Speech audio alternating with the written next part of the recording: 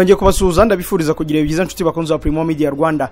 Abadepite b'Ubwongereza banze impinduka ku itegeko ryo kohereza abimukira mu Rwanda. Umunyamakuru Stanis Bujakera arava mu nzu y'imbohe kuri uyu wa kabiri. Mu Burundi imbonera kure yishwe na bagenzi bayo bayihotoye. Naho Perezida w'u Burundi Evariste Ndayishimiye na mugenzi we Kapiteni Ibrahim Traoré wa Burkina Faso bashimagije intsinzi ya Putin mu gihe abo mu burengerazuba bw'isi bayamagana. Aya makuru turasoreza muri Haiti aho ibintu bikomeje kudogera. Mu ivuriro Everlife nahivurije umwijima mpivuriza n'iby'amabanga y'abashakanye bankoraho riraka n'abahanga pe. Nyuma yo kugira ikibazo cy'imisemburo mike bandangiye ivuriro Everlife ndarigana baramfasha icyo kibazo kirakemuka. Nyuma naje kujyana n'umubyeyi wanjye afite ikibazo cya hypertension ubu ngubu n'umuziba. Nashishikariza abantu bafite ibibazo by'imisemburo bigatuma batabyara, bigatuma imihango yabo itaza neza nkuko bikwiye, kuba mwagana ivuriro Everlife bakabafasha. Murakoze cyane. Ivuriro Everlife rikorera Nyabugogo rimaze kuba ubukombe mu Rwanda no hanze yarwo mu kuvura indwara bakoresheje imiti y'ibimera kandi itunganyijwe neza mu buryo bw'ibinini, poudre cyangwa liquide. Hari abadogiteri batandukanye bagufasha kandi kiza nuko aho waba uherereye hose ku isi imiti yakugeraho, cyane ko bakorana na DHL. Mu ndwara bavura twavugamo nk'iz'imyororokere zose, kurangiza vuba no kubura ubushake, indwara zifata abadamu zose, igwingira ry'igitsina, indwara nk'umwijima, diabete, amara, igifu, asima. Abifuza kuva ku biyobyabwenge nabo barabafasha. Ku bindi bisobanuro wahamagara cyangwa ukandikira muganga. Everlife, icyizere cy'ubuzima. Mbaye ikaze muri aya makuru arambuye mugiye kugezwaho nanjye Jean Dodier Kanijabo. Reka tuyahere mu karere ka Gicumba aho umugore yiyahuye amaze gushwana n'umukazana. Umugore w'imyaka 50 witwa Singemana warutuye mu mudugudu wa Ruhango mu kagari ka Gahumuriza ku murenge wa Nyamiyaga yo mu karere ka Gicumbi yasanzwe mu mugozi amanitse yapfuye, bigakekwa ko yiyahuye. Inyuma yaho uyu mugore bivuzwe ko yatutse umukazana we nawe akajya kumurega ku muyobozi w'umutekano mu mudugudu wa Ruhango.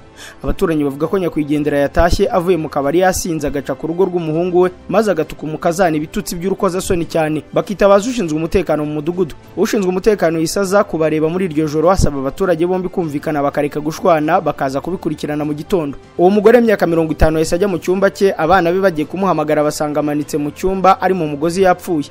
Umunyamabanga nshingwabikorwa w'umurenge wa Nyamiyaga Kayigamba Emmanuel yavuze ko umurambo wajyanywe ku bitaro bya Byumba kugira ngo ukorerwe isuzuma. Naho inzobere muri politike ziravuga ko ibibazo bya Kongo bitashyirwa ku kindi gihugu. Inzobere mu mategeko akaba n'impirimbanyi ya politike Patrick Otieno Lumumba avuga ko kuva havuka umutwe twaje intwaro ya M23 ugamije kurwanira abaturage b'abanyekongo bavuga ikinyarwanda barwanira uburenganzira bwabo, amakimbirane muri Kongo yongeye kwaduka, ariko akavuga ko ibyo bidakwiye kugerekwa ku bihugu by'ibituranyi bya Kongo. Uyu mutwe ngo ntukwiye kwitirirwa igihugu nk'u Rwanda ku buryo byaba intandaro yo kurushoza mu ntambara. Yagize ati umutwe wa M23 n'abaturage b'abatutsi bafite inkomoko mu gihugu cya Kongo, ariko kubona babwirwa ko atari abanyekongo ahubwo ari abanyarwanda bituma u Rwanda rutungwa agatoki ko rubatera inkunga. Ni intambara itifuzwa. Yongeyeho ko ari intambara itifuzwa ariko ishobora kuba yabiye akarere. Ikibazo cy'umutekano mucyo umaze imyaka warabuze muri Repubulika ya Demokarasi ya Kongo cyongeye kubazwa wahoze ari Perezida wa Afurika y'Epfo Thabo Mbeki mu kiganiro yagiranye n'abanyeshuri bo muri kaminuza ya UNISA ku itariki ya 13 z'uku kwezi. Yagaragaje ko yasabye Uhuru Kenyatta nk'umuhuza w'ibiganiro hagati impande zombi zihanganye kumvisha ubutegetsi bwa Kongo ko ari bafite igisubizo cy'abaturage babo bavuga ikinyarwanda. Ati yarampamagaye ambaza icyo ntekereza nyuma yo kugirwa umuhuza tuganira kuri iki kibazo. Ikintu namubwiye no kubanza kumvisha abanyekongo ko kiriya kibazo ari icyabo ubwabo, ko nta mpamvu yacyo ikomoka hanze y'igihugu cyabo. Abaturage muri Kivu zombi bafite uburenganzira bwo kwirwanaho. Umusesenguzi mu mategeko Aloyizi Mutabingwa wavuga ko gukomeza guceceka kw'amahanga ari kimwe mu bigaragaza ko jenoside yakorewe abatutsi mu Rwanda itasize isomo abahorwa ubwoko hirya no hino ku isi. Abakurikirana nafi bya politike mpuzamahanga avuga ko bimwe mu bihugu bikomeye bitiza umurindi kiriya kibazo cy'umutekano muke kubera inyungu bafite muri Kongo, mu gihe leta ya Kongo yo yahisemo inzira y'intambara yanga kubahiriza amasezerano na Nairobi na Rwanda asaba ko iki kibazo cyakemurwa binyuze mu nzira z'ibiganiro. Abaka gatanya bashaka imitungo bari kuvugutirwa umuti usharira. Inteko Ishinga Amategeko y'u Rwanda iri gusuzuma umushinga w'itegeko rishobora gutuma abashakanye batagabanywa imitungo yabo mu buryo bungana igihe bahisemo gutandukana hatarashira imyaka 5 babana. Ni umushinga w'itegeko ugamije gukumira ikibazo cy'abashyingirwa nyuma y'igihe gito bagasaba ubutane bagamije kugabana mu buryo bungana imitungo. Icyemezo cyo gutegurira itegeko cyafashwe nyuma y'uko muri iyi myaka 5 ishize hagaragaye imanza z'ubutane bw'abamaze igihe gito bashyingiranye. Impaka zagiye zivuka ku igabana ry'umutungo mu buryo bungana nk'imwe mu nkurikizi z'ubutane. Mu gukemura iki kibazo uyu mushinga w'umucamanza ububasha bwo gusuzuma ibijyanye no kugabana umutungo no kuba yakwemeza kutagabana mu buryo bungana mu gihe ubutane bubaye imbere y'imyaka 5. Ingingo y'156 y'umushinga w'iri tegeko ivuga ko iyo ivangamutungo rusange risheshwe ku mpamvu z'ubutane cyangwa guhindura uburyo bw'imicungire y'umutungo, abari barashyingiranywe kuvanga umutungo bagabana imitungo n'imyenda ku buryo bungana.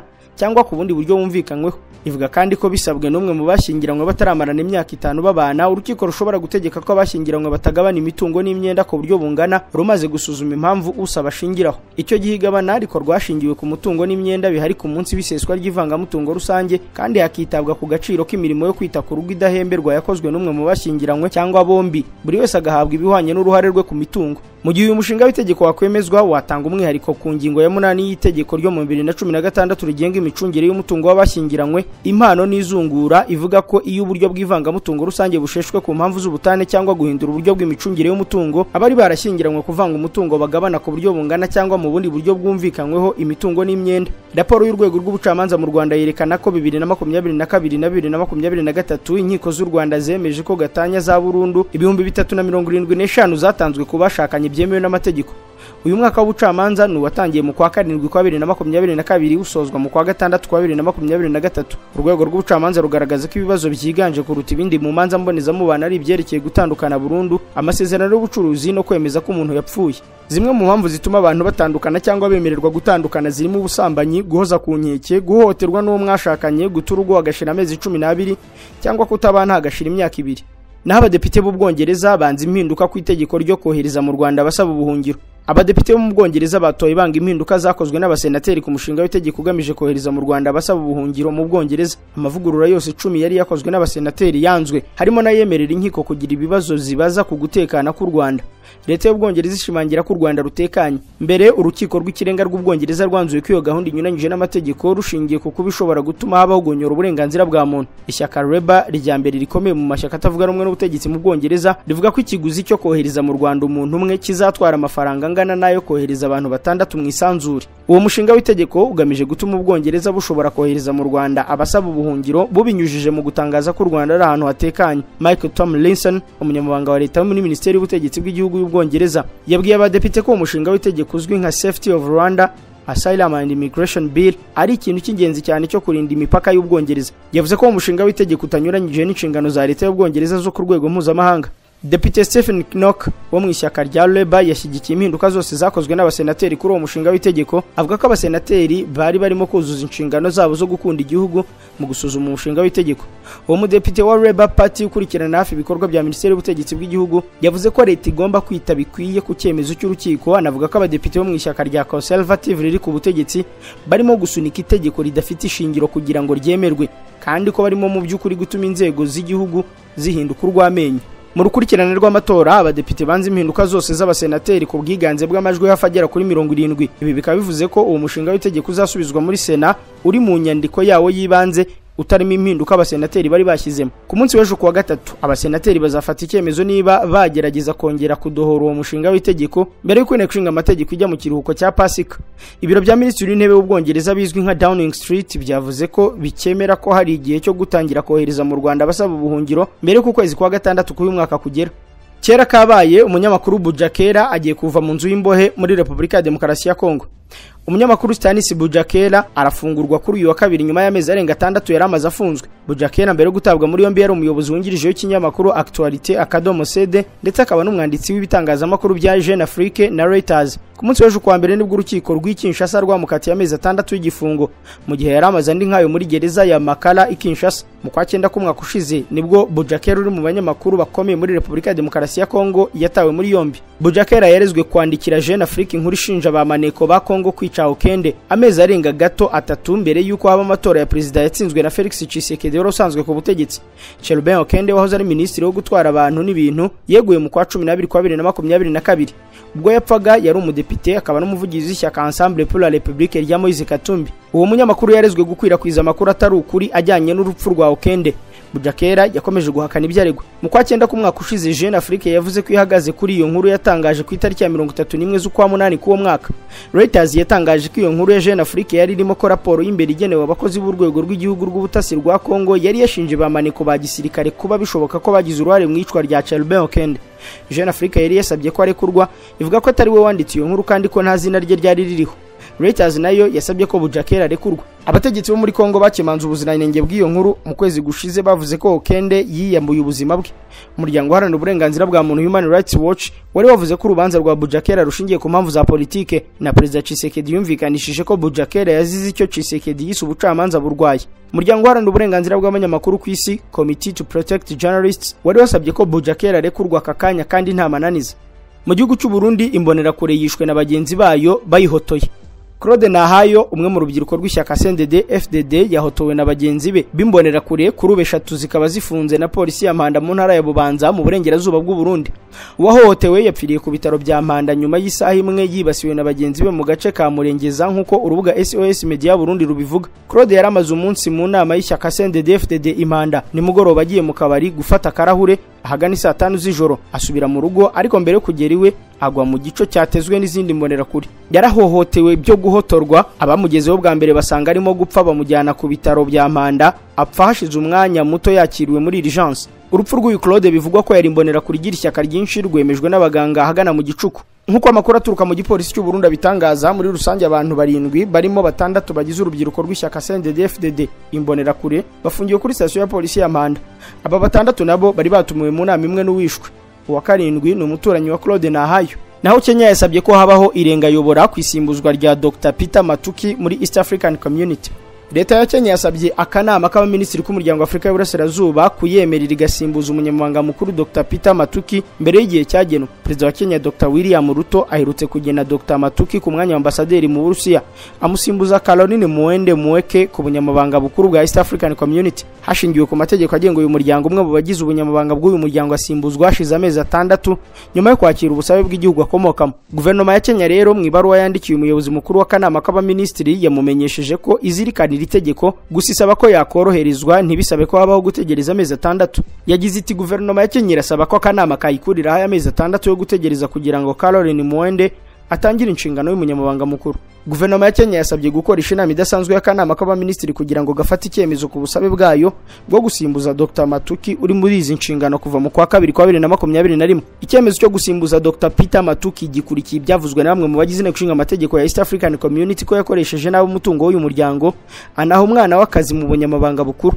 Na makuru nyir'ubwite yamaganye. Manda ya kabiri ya Dr Matuki yagombaga kuzarangira mu kwa 4 kwa 2026. Icyo gihe ari kuzasimburwa n'uwo mu kindi gihugu cyo muri East African Community hashingiwe ku biteganywa n'amasezerano agenga imikorere y'uyu muryango. Naho Algeria yihanije Maroc nyuma y'uko ambasade yayo iraba bitangajwe ko igiye kujya mu mitungo ya leta. Ibihugu byombi bimaze imyaka 3 birebana y'ingwe kuva ubwo Maroc yashinjaga Algeria gukorana n'ibyihebe byayogoje Maroc bitwika amashyamba. Algeria yahise igabanya abakozi muri ambasade ya Iraba isigaza abo ku rwego rwo hasi nk'uko BBC yabitangaje.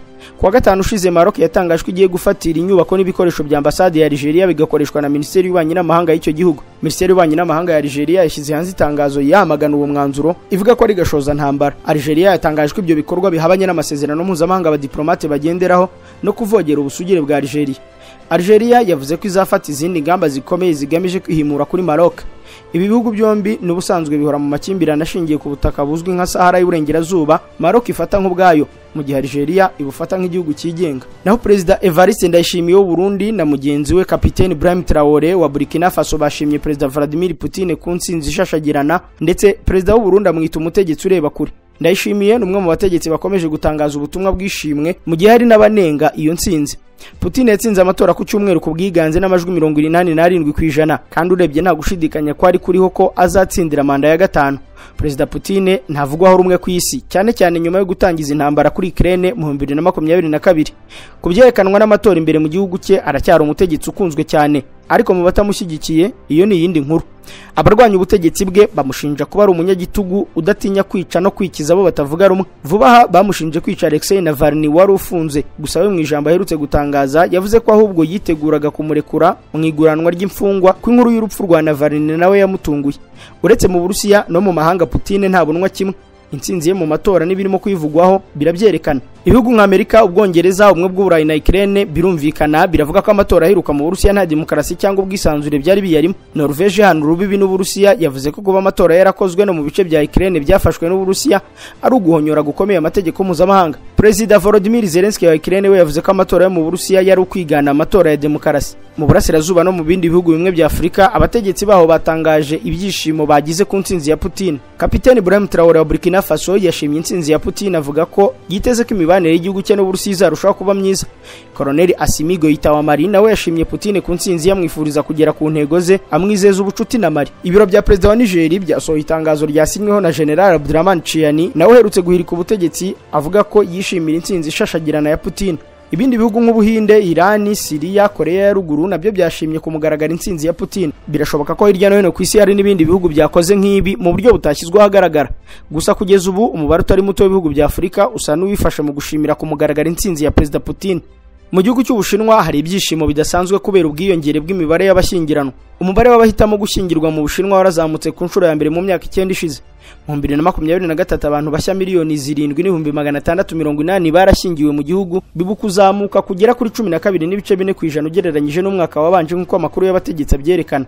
Minisiteri y'Irangamimerere mu Bushinwa iravuga ko muri uwo mwaka habaye ubukwe 845, umubare uruta kure ubwabaye mu 2022.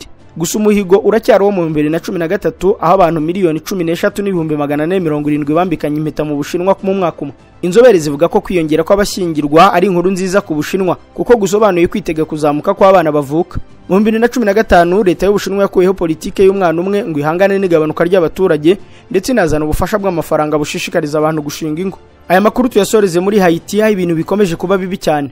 Amakuru aturuka mu gihugu cya Haiti aremeza ko umwuka utari mwiza nyuma y'aho agatsiko k'amabandi bigabije imijyi itandukanye iri mu murwa mukuru bakomeje guteza akaduruvayo. Muri aka kavuyo n'imivundo hari abaturage bakomeje kuhatakariza ubuzima. Ibinyamakuru bitandukanye biravuga ko ejo kuwa mbere ku muhanda werekeza mu nkengero z'umurwa mukuru Port-au-Prince hatoraguye imirambo irenga 10. Ababibonye babwiye ibiro ntaramakuru by'Abongereza Reuters ko imibare y'abapfa ikomeje kugenda yiyongera. Nyuma y'uko hatangajwe amakuru ku bitero byo mu gitondo cy'ejo hafi y'akarere ka Laboure mu mihanda izengurutse Pétionville, nta n'inyoni yatambagiraga. Ni mu gihe hategerejwe ko mu minsi mike hazatangazwa guverinoma nshya. Muri Haiti kugeza ubu urugomo rukomeje gufata indi ntera kandi rukaba rushamikiye ku mitwe ifite intwaro na politike yaheze mu cyeragati. Iyi mitwe ni nayo iherutse gutuma Minisitiri Ariel Henry yegura ku mwanya wa Minisitiri w'Intebe nyuma yo kotswa igitutu bavuga ko batamushaka. Byasembuwe n'urugendo yari yakoreye mu gihugu cya Kenya aho yari yagiye mu biganiro bishyira umukono ku masezerano no kohereza muri Haiti abapolisi bo guhashya ibyo byihebe. Bakunze Primo Media Rwanda, inkuru yo muri Haiti ni tugiye ku musozo w'amakuru ari kugaruka kuri aya manywa. Reka mbashimire kuri mwe mwarimu yakurikiye, ndabararikira gukomeza kureba ibindi biganiro biri kuri uru rubuga. Mugira amahoro y'Imana.